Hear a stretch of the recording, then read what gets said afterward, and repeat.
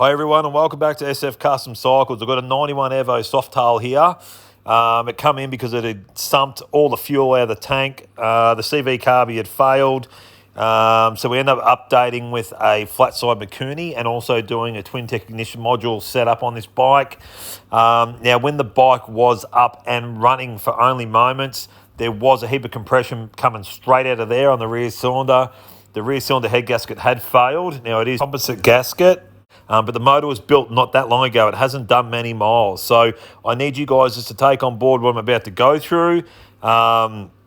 This has had some serious dramas that I've just found, obviously. So crank run out's been done. 4 thousandths is on the pinion. Like I said, the motor's coming out. We're splitting everything, and this is why we've had head gasket issues. The cylinder studs have been put in upside down. So obviously when these have been torqued down, the torquing of the cylinder head bolt itself does hit the flange, and it's got no clamping pressure after that. So whoever's done it, yep, whatever. Good luck to them. Now I'm going to get this...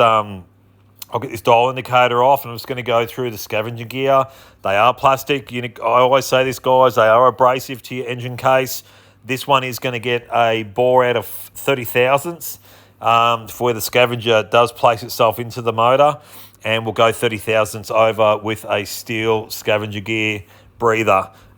Just so much better. This is just a generic item, bad engineering from Harley.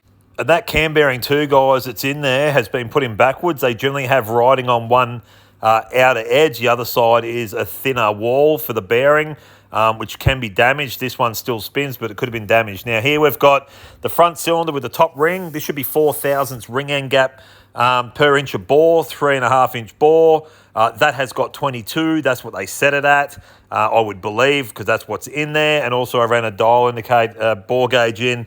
We're a couple of thousandths out, but that is not torque plate clamped.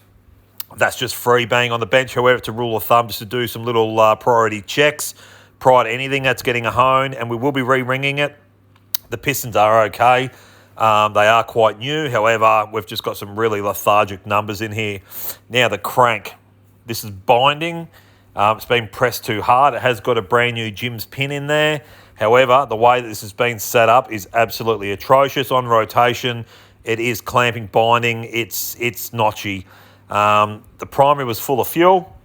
Obviously, because the motor sumping with fuel, it then went through the driveline side, obviously bypassing through the steel into there. There's no spring there for the throwout gear.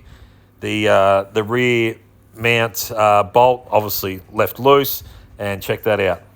Happy days. That's insane. Anywho, the crank, look how tight this is. I can't even slide that on. It is hard press fitted. No good.